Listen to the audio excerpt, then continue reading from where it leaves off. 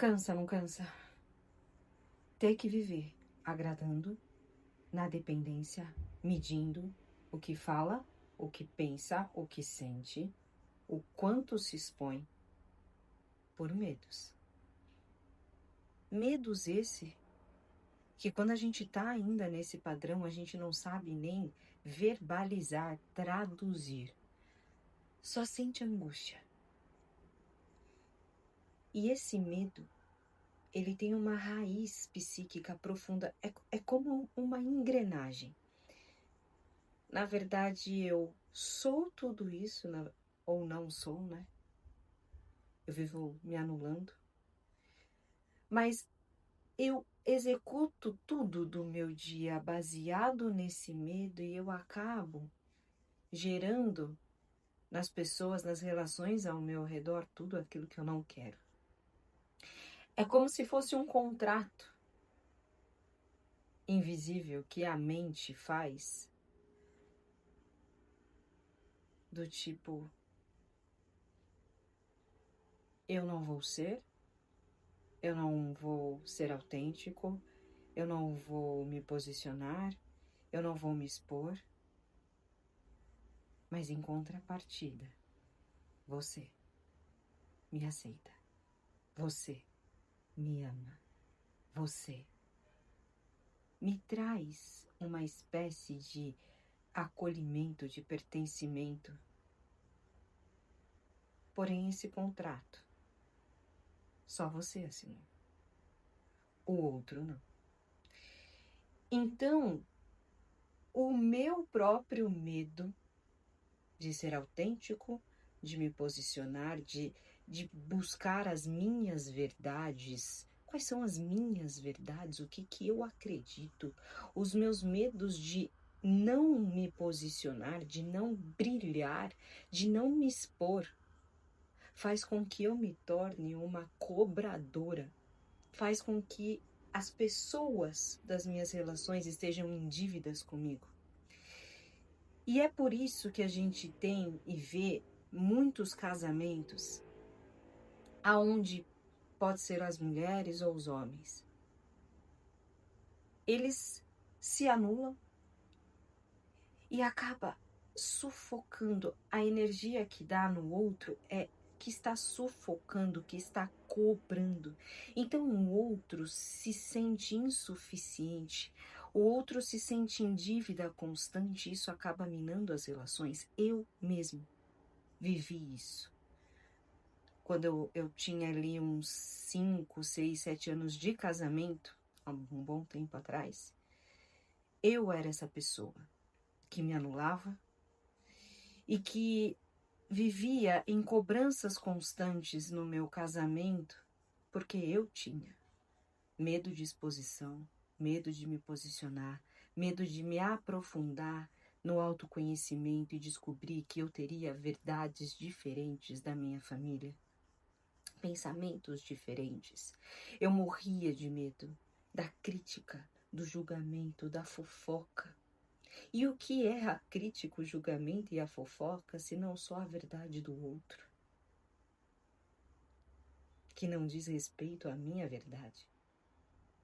E que outro eu estou dizendo senão uma parte das pessoas que vivem e acreditam em valores diferentes dos meus, mas que existem pessoas, outro grupo de pessoas que pensam e que têm valores que condizem com os meus. Provavelmente você que está me assistindo, você quer sair deste grupo da onde você pertence e migrar para um outro grupo que pensa e que tem valores, mas não negar o grupo, a família de origem com esses valores, porque você tem vida através deles. E só seria possível conhecer este lado se você também tivesse a polaridade, o oposto, que seria este. E essa anulação ela tem um nome. É o medo do abandono. Então, na verdade, a pessoa, ela morre de medo de perder amor, de ser abandonado por aquelas pessoas ou aquele grupo que a valida como ela é. E a problemática maior é que o cérebro, ele vai conduzindo a pessoa a realmente não querer se tornar autêntica, a realmente a pessoa não conseguir se expor, a realmente a pessoa não conseguir se posicionar. E quando ela não faz esses 3 tipos de caminho, ela vai perdendo valor. Seja valor mesmo, porque ela não se posiciona, ela não se expõe. Ela vai perdendo valor emocional para o outro, seja para o parceiro, para a parceira, porque ela vive agradando, ela não é autêntica. Soa até como falso para o outro. E o cérebro, ele prefere o pertencimento, a aceitação da minha identidade que me anula, do que da minha autenticidade, do que do meu valor, do que do meu brilho, do que da minha coragem. Então não é que a pessoa, ela não consegue, ela realmente se vê presa, amarrada, porque ela também lida com os impulsos do cérebro que quer protegê-la, que quer dar segurança, porque é onde eu estou, aquilo que eu sou hoje, eu tenho proteção, eu tenho segurança. Então, o caminho, a trajetória de ida, ela não é fácil. O autoconhecimento não é uma trajetória fácil. Mas a pessoa, uma vez que identifica que isso está minando as relações dela, o corpo dela, porque às vezes a pessoa não consegue cuidar do próprio corpo, porque da onde ela vem, existem valores condicionados a um corpo diferente, valores estruturantes.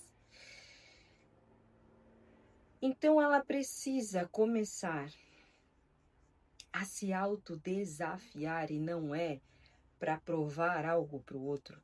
Ela precisa se autodesafiar contra os próprios impulsos, contra o próprio desconforto, contra os próprios medos. Meu Deus. Então, pera. Se eu expor aquilo que eu acredito, esse conhecimento, esse valor, será que eu vou desagradar o outro, trazer desgosto? Será que o outro pode me punir, me castigar, me excluir, me rejeitar? Sim, pode. Mas a minha vontade, o meu desejo de me tornar aquilo que pulsa em mim, a minha vontade, o meu desejo de poder me posicionar, a minha vontade, o meu desejo de ter valor, de brilhar, sem medo, sem colocar o poder no outro sobre mim. Ah, porque se eu brilhar, vão me invejar. Se eu brilhar, algum mal vai acontecer. Percebe que sempre o poder está no outro? O poder nunca está em mim. Se eu brilhar, se eu me expor, eu vou contribuir, eu não vou atrair somente inveja do outro, eu vou contribuir com outros, eu vou fazer outros expandirem através do meu brilho, através do que eu acredito. Eu vou tirar o peso, a dívida do meu casamento, porque agora eu contribuo. Eu vou poder cuidar do meu corpo. Eu vou poder me vestir melhor. Ah, mas você então não vai mais fazer nada do que era antes? Não, porque isso é integração.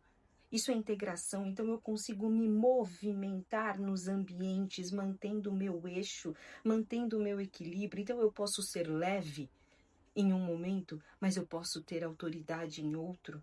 Eu posso sim aceitar merecer o cuidado, a provisão do outro, mas eu também entrego cuidado e provisão.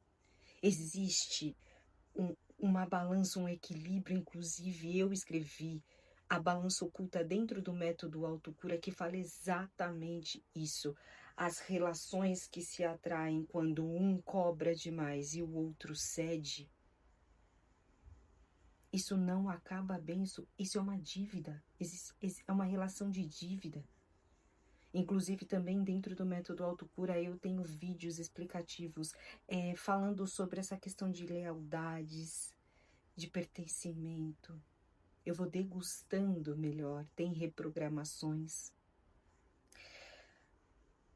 Porque se autodesafiar aí fazendo um passinho por vez,